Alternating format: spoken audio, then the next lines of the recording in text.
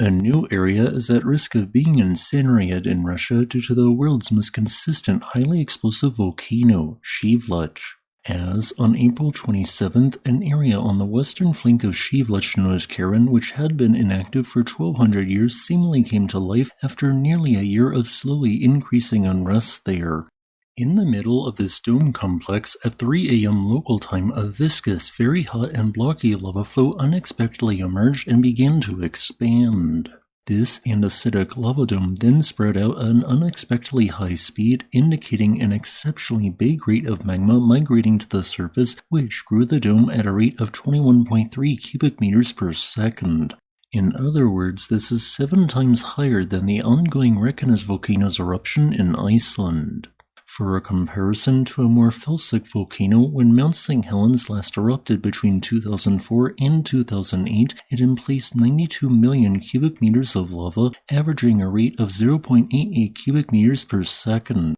Or when Rowan's lava dome rapidly grew before its VEI-5 eruption on April 30th, the dome expanded at an average rate of 2.89 cubic meters per second. Thus, with a comparatively high rate of erupting molten rock, in only 92 hours, Shiveluch's new lava dome has emplaced 7.05 million cubic meters of material and grown to be 710 meters wide, 448 meters long, and 35 meters thick. So, will this lava dome soon form a very large caprock that will explode and result in a lateral blast on the western sector of the Shiveluch volcano? While this is definitely a possibility, I do not expect such a result to occur for the time being. My reasoning? During the 4 days this new dome has been expanding, it has only been erupting in an unusually weak manner, producing no confirmed pyroclastic flows which would be expected in this type of eruption, alongside only a weak but sustained 2-kilometer high ash plume. When you combine this suspiciously weak activity with the fact that a 500 to 1200 meter high strong degassing plume has been ongoing since April 30th of 2023, it paints a clear picture. My suspicion is that a fairly sizable volume of magma was very slowly intruding due to its high viscosity during the last year, and due to this its most volatile and gas-rich components were already released passively. Thus, what remained was an unusually low gas and low volatile magma, which would explain the current eruptive activity. However, there is no guarantee that this situation won't change, as perhaps only the top section of the intruding magma became gas-poor.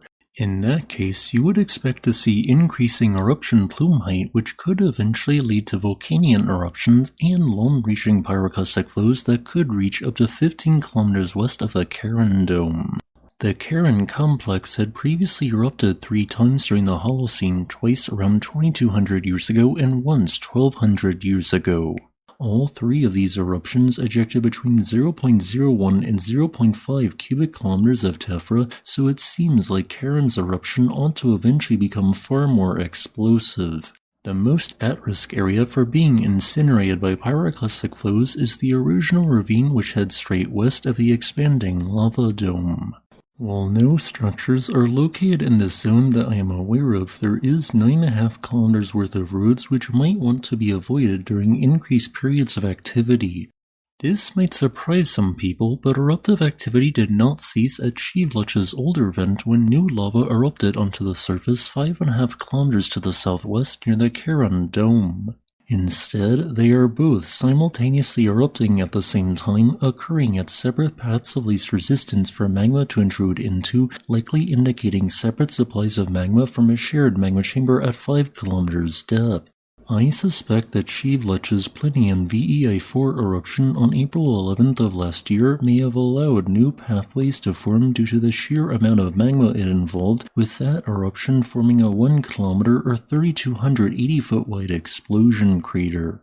With 2 separate lava domes now simultaneously erupting, Shiveluch now joins Mount Merapi in Indonesia and Karangetang in Indonesia as the only 3 volcanoes with more than one simultaneously growing lava dome.